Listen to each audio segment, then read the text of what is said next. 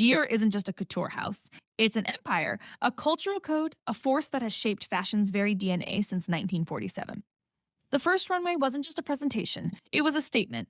Cinched waists, lavish volumes, a theatrical grandeur that transcended the catwalk and redefined femininity itself.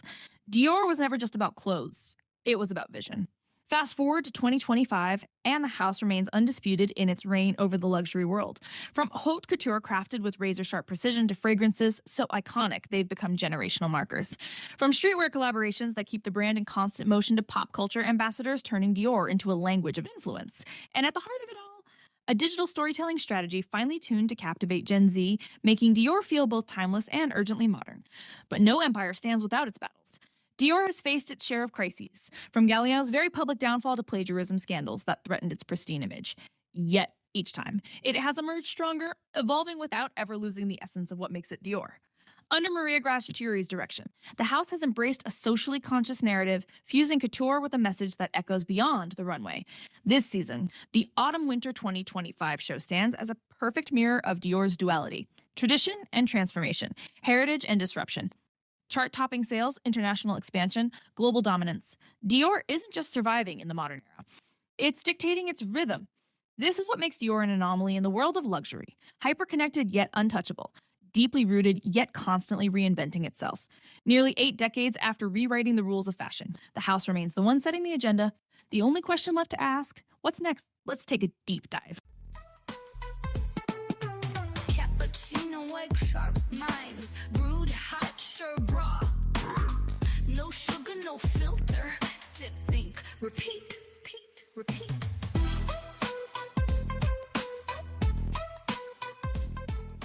Picture post-war Paris, still reeling from harsh austerity measures. Women wore practical, sturdy clothes, usually uninspired, because survival mattered far more than style. Then, in 1947, Christian Dior burst onto the scene with a bold, contrarian vision. The new look, a dramatically feminine, almost insolent silhouette defined by full skirts, nipped-in waists, and softly rounded shoulders. Hailed by some as a return to beauty and decried by others as a frivolous provocation. It immediately split opinion in a nation still coping with shortages. Before dedicating himself to fashion, Dior moved in artistic circles.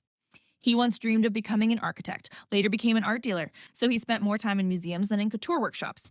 This artistic background would shape his understanding of clothing design. Working for Robert Piguet and Lucien Lelong, he refined his style and learned the demanding rules of haute couture.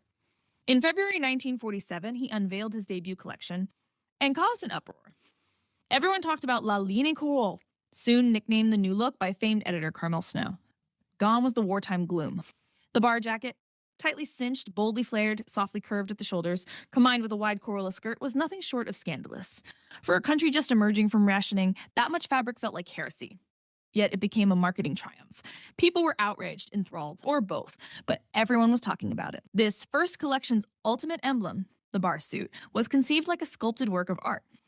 Dior loved architectural lines, and the bar suit was their most striking expression, an ivory jacket contoured around a wasp-thin waist, paired with a voluminous black skirt. Its ultra-feminine silhouette, small torso, accentuated hips, infuriated certain feminists who saw a return to the objectification of women.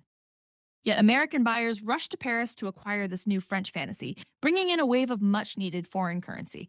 By 1947, Dior's creations already accounted for 75% of all Parisian fashion exports. An unprecedented figure, U.S. shoppers adored these lavish silhouettes, which they perceived as an emblem of chic renewal, just when France needed a boost in global prestige. The new look was an earthquake in the fashion world. The British press complained that lengthening skirts was practically criminal when so many relied on ration coupons. Conservative groups slammed it for indecency. Some media outlets condemned the waste of precious fabric. Paradoxically, the uproar made Dior into a near messianic figure. He brought fashion back to its most extravagant essence, allowing an entire public, jaded by post-war gloom, to dream again. Grateful for the influx of foreign revenue, the French government threw its support behind the House of Dior. Soon, the brand's empire expanded into fragrances Miss Dior, launched in 1947, accessories, and licensed goods of every kind. Exports soared.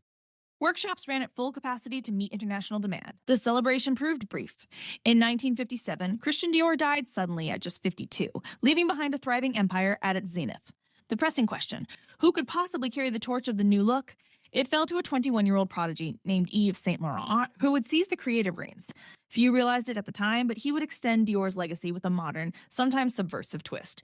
Meanwhile, the Dior empire continued to grow, writing new chapters in fashion history that would feature bold designs, internal crises, and constant reinvention. In less than a decade, Dior overturned codes that seemed set in stone. Women discovered a style that highlighted their curves, and this emphasis on hyperfemininity became a milestone of mid-century fashion. Granted, certain feminist voices pushed back against it, but Dior's approach ushered in a dreamlike era of spectacular silhouettes and intense couture that would dominate the haute couture landscape for years.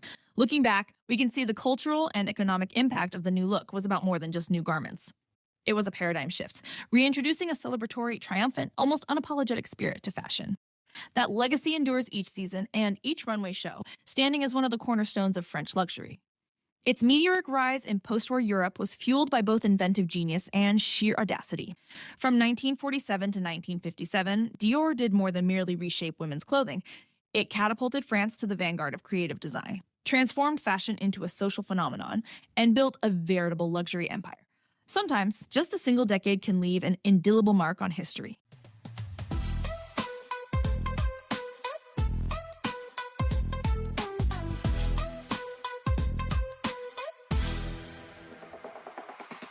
The abrupt loss of Christian Dior in 1957 presented an enormous challenge. Could the house continue to dazzle without the man who redesigned the female silhouette? More than just preserving the new look, Dior needed to adapt to an increasingly competitive world. Several artistic directors would take the reins, each leaving their distinctive mark, sometimes achieving spectacular success, sometimes sparking scandals. Yves Saint Laurent was barely 21 when he stepped into Dior's formidable shadow, a whirlwind prodigy ready to challenge the status quo. In 1958, he shocked the faithful followers of the new look by unveiling the trapeze line, a series of trapezoid dresses with looser waists, sleeker lines, and simplified cuts that rejected the confines of traditional corsetry. It was the bold vision of a fearless young designer determined to revolutionize Dior's heritage, offering a fresh alternative for a generation hungry for both comfort and modernity. Yet, his daring approach clashed with Dior's ultra-feminine image, and when compulsory military service was called in 1960, internal tensions forced his departure. Despite his brief tenure, the clout he acquired set the stage for his own eponymous label that would soon electrify Paris. Following the storm, Marc Bohan brought stability and a measured elegance to Dior, guiding the house for nearly 3 decades in a fashion world known for its frenetic pace. His design spoke a language of discreet sophistication, classically feminine and refined, far removed from ostentatious excess. With the launch of Miss Dior ready-to-wear in 1967, Bohan successfully connected the storied couture legacy with a younger audience, all while dressing jet-set icons like Jackie Kennedy, Grace Kelly, and Sophia Loren. His uncontroversial, steady approach resonated during the cultural upheavals of the 1960s and 1970s, and through global expansion, he firmly cemented Dior's image as the epitome of French luxury. But after almost 30 years of polished continuity, the world began to crave something more daring. Enter Gianfranco Ferré, the Italian architect of fashion, who arrived in 1989 to steer Dior toward a more opulent and dramatic future. With a background in architecture, Ferré reimagined the silhouette with sculptural forms, dramatic sleeves, and lavish gowns, infusing Dior with a rich Italian Baroque sensibility. His sumptuous evening wear, bursting with vibrant colors and intricate ornamentation, served as a bridge between Bohan's understated refinement and the flamboyant storm that was to come, affirming Dior's capacity to mix high-octane couture flair with timeless credibility. In 1996, the flamboyant British designer John Galliano transformed Dior's runways into theatrical spectacles brimming with historical references and elaborate costumes. Under his direction, each collection became a narrative extravaganza, starring reimagined geishas, pirates, and a host of other legendary figures, and introduced iconic pieces like the saddlebag in 1999, which sent shockwaves through the fashion world. Yet, Galliano's tenure was marred by a devastating scandal in 2011. Recorded anti-Semitic remarks led to his immediate dismissal and a profound reputational crisis for the house, forcing Dior to rebuild its trust after 15 years of breathtaking innovation. Even so, his era remains one of the most transformative in Dior's history, catapulting the brand into the global pop culture stratosphere. After Galliano's theatrical excess, Dior stunned everyone by appointing Raf Simons in 2012, a Belgian designer renowned for his minimalist vision. With crisp lines, reduced color palettes, and a modern update to the iconic bar jacket, Simons provided a refreshing counterpoint to his predecessor's glitter and drama. His artistic experiments, which ranged from Warhol-inspired prints to immersive floral installations, offered a new narrative for Dior that balanced heritage with innovation. Though his time was brief, he stepped down in 2015, citing the relentless pace of the fashion calendar. Simons managed to soothe the post-Galliano turbulence and reinvigorate the brand's image. In 2016, Dior reached another historic milestone by naming Maria Grazia Chiuri as its first female artistic director. Embracing a feminist revolution, Chiuri introduced empowered collections that featured bold slogan tees, tributes to female artists, and runway themes charged with intellectual vigor. Her designs favored fluidity over rigidity, seamlessly blending couture craftsmanship with everyday wearability, while revisiting iconic pieces like the saddlebag and the Lady Dior, and playfully reinterpreting the Ja Dior logo to resonate with a new generation. Under her guidance, Dior not only achieved massive commercial success, but also captured the hearts of millennials and Gen Z, with social media buzz fueled by collaborations with global icons such as Jisoo, Anya Taylor-Joy, and Charlize Theron. From Saint Laurent's bold modernity to Bohan's quiet elegance, from Ferrer's opulence to Galliano's theatrical flair, and from Simon's minimalist reset to Chiuri's feminist vision, Dior has evolved with every era without ever abandoning the essence of the new look. Each chapter, filled with triumphs and scandals alike, has fueled its growth, proving that luxury thrives on the interplay of controversy and creativity. Today, Dior stands as one of LVMH's most influential brands, a cultural cornerstone that bridges haute couture and streetwear collaborations while dominating the digital landscape. Far from being weakened by its many transitions, Dior's DNA has only grown richer, forever marked by the genius and turbulence of the visionary minds that have shaped its legacy.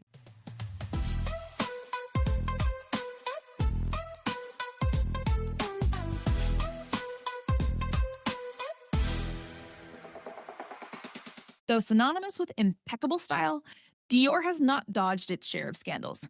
From John Galliano's anti-Semitic outburst to allegations of plagiarism and cultural missteps in China, these controversies have challenged the venerable house and tested its crisis management skills.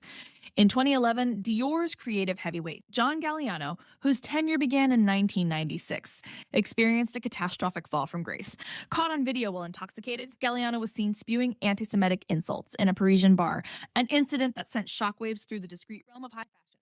The response was swift and uncompromising.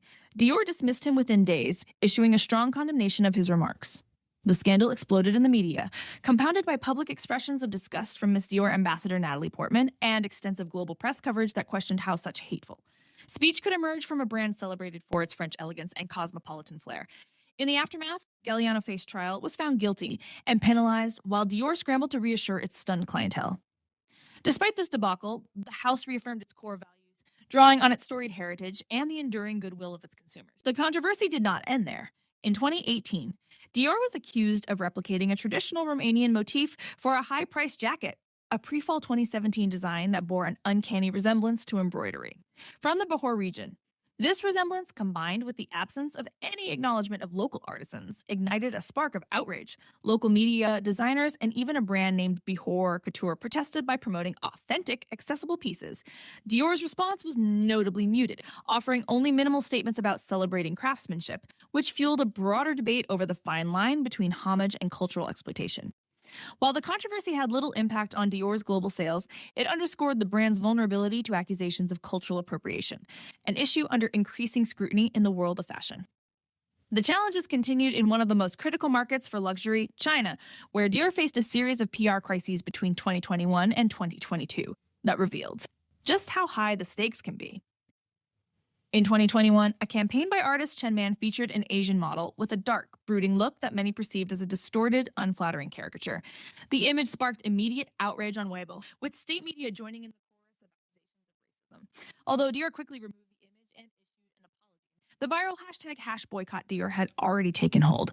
The following year, the brand stumbled again when it showcased a black skirt that some claimed bore an uncanny resemblance to the traditional Chinese Mami and Kun, a design presented without proper credit to its origins.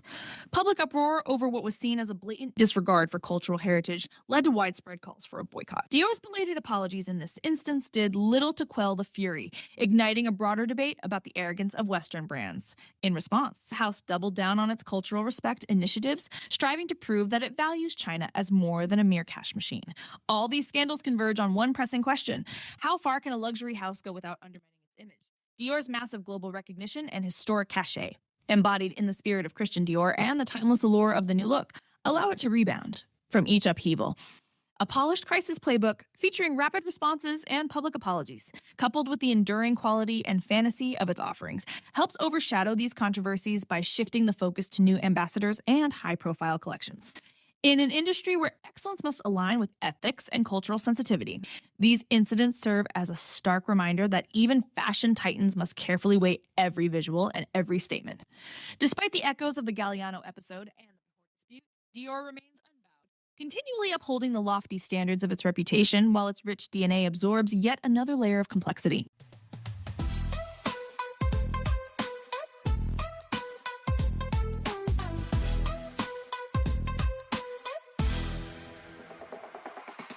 Dior is no longer merely the keeper of the new look legacy. By 2025, it has transformed into a global powerhouse, seamlessly bridging business triumph and pop culture dominance. No longer confined to the catwalk, the house has cemented its status as the second most significant label within the LVMH group, its robust health fueled by a dynamic digital strategy and high-profile collaborations. Economic fortunes have soared under the ever-watchful eye of LVMH, with Christian Dior Couture reporting record-breaking organic growth driven by fervent demand in Asia and North America. Dior fragrances continue to enchant. The perennial appeal of Sauvage, the steady triumphs of Miss Dior and J'adore, and the buzz generated by fresh launches under Francis Kurkdjian's watch, all while bags and accessories like the iconic Lady Dior, the revolutionary saddlebag, and the coveted book tote maintain their allure.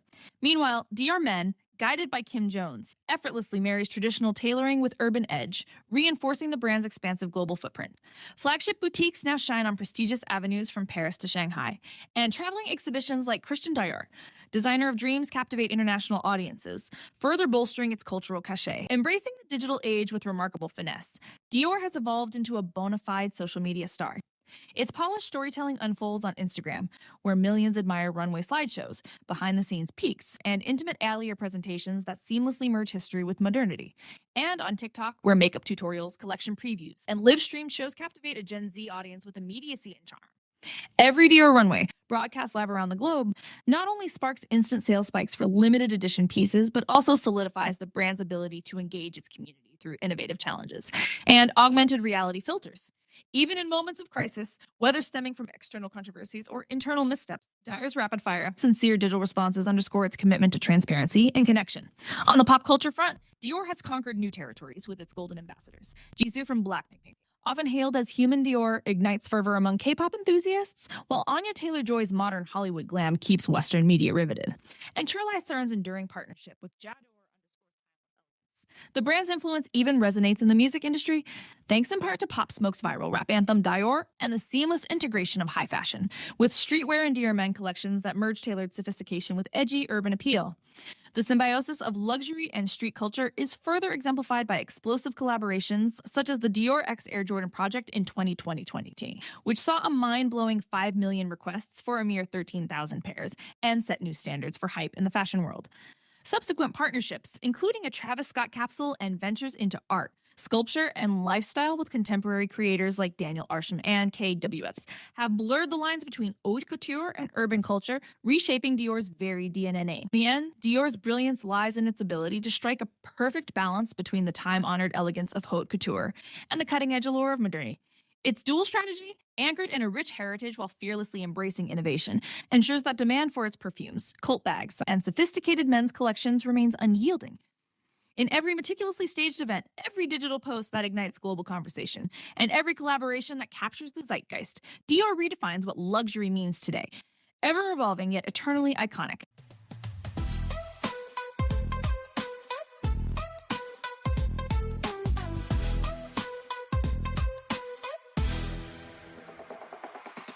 On March 4th, 2025, Dior pulled off a jaw-dropping spectacle, a true visual opera where heritage meets unabashed modernity. Maria Grazia Chiuri, ever the provocateur with a keen eye for bold feminism, handed the reins of the stage to avant-garde maestro Bob Wilson. The result? A transformed runway that feels less like a traditional fashion show and more like an immersive playground. Picture this. Models poised on suspended swings, all set against an atmosphere that blurs the line between a surreal dream and a futuristic Hollywood blockbuster. An awe-inspiring luminous iceberg emerging from the floor, a powerful symbol of transformation, or perhaps a chilly reminder that in 2025, luxury must also confront climate change while retaining its timeless glow. Dior is no longer just a classic purveyor of the new look. It's a living, breathing entity, constantly evolving. This show revealed a fascinating alchemy. The iconic phrase collar gets a modern update, blending the softness of yesteryear with contemporary twists. The legendary J'adore Dior t-shirt, now transformed into a long, sculptural piece adorned with intricate lace and leather details, makes a bold comeback. Chiuri plays with the boundaries between genders, a nod to Virginia Woolf's Orlando. Structured tailoring, including sharply cut jackets and biker-inspired leather pants, is paired with delicate sheer fabrics and fine lace. While some accuse Dior of merely rehashing its past, the brand proves that reinventing history is an art in itself. Who would have thought that the new look could be remixed to resonate so strongly with Gen Z? This isn't just about clothing, it's a full-blown performance. Key moments from the show include suspended model and unprecedented set designs. Model on swing symbolized the constant oscillation between tradition and modernity, while a prehistoric bird gracefully gliding above the runway adds a playful yet thought-provoking twist. Masterful use of light and sound. Bob Wilson treated light as his canvas, using dramatic contrasts of cool and warm hues to sculpt the space. Meanwhile, the ethereal strains of FKA Twigs' Room of Fools envelop the audience, amplifying the show's immersive, almost mystical atmosphere. The 5-act structure of the scenography gives off strong cinematic vibes, a perfect blend between an indie film and a high-budget sci-fi epic. The March 4th show fits snugly within Dior's illustrious legacy, while boldly stepping into the future.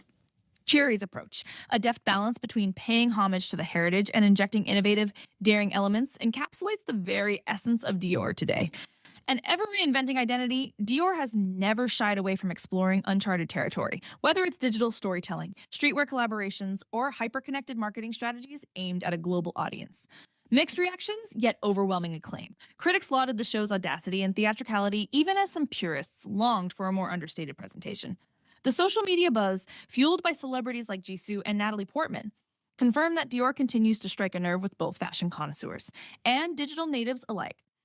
Dior proves once again that, even in 2025, it can be both nostalgic and avant-garde, remixing the past with a luxury Instagram filter. The responses to the show have been as dynamic as the event itself. On one hand, the press is effusive in its praise, hailing the show as a boundary-pushing masterpiece that perfectly marries innovation with tradition.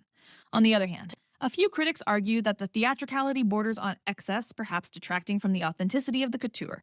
Applause for boldness. Dior's ability to reinterpret its signature codes while staying true to its heritage is celebrated, particularly at a time when digital virality and global connectivity define success.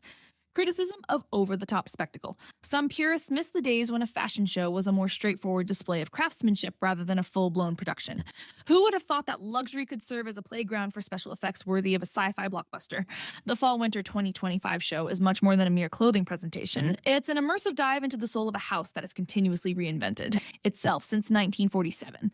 Balancing homage to its iconic past with a fearless leap into the future, Dior proves that luxury can be both timeless and revolutionary. This analysis is a reminder that even the giants of haute couture know how to surprise and provoke, all while staying firmly rooted in a rich and dynamic history. This deep dive into the show shows that despite past controversies and challenges, Dior remains a trailblazer, consistently rewriting the rules of fashion with an unmistakable flair.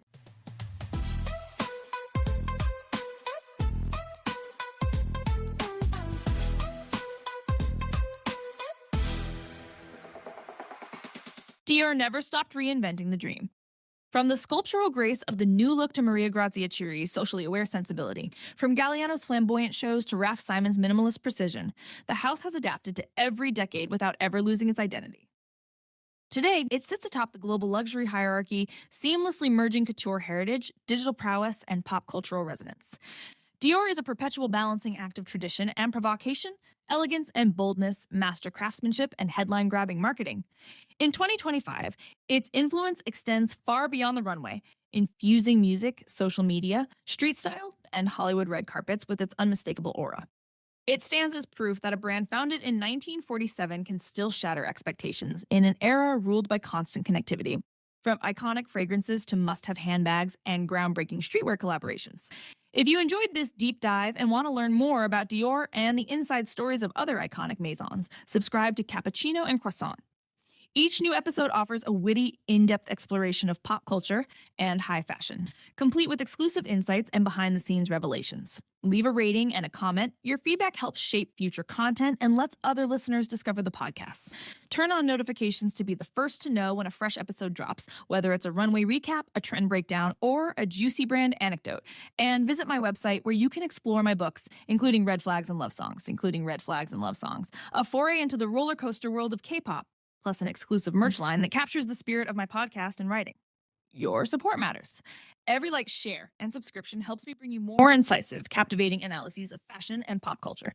Stay tuned for more tours into the luxurious and ever-evolving realm of style. And remember, in Dior's world, as in life, style remains the one true constant. Cappuccino, white crop, mines, brewed hot, served raw.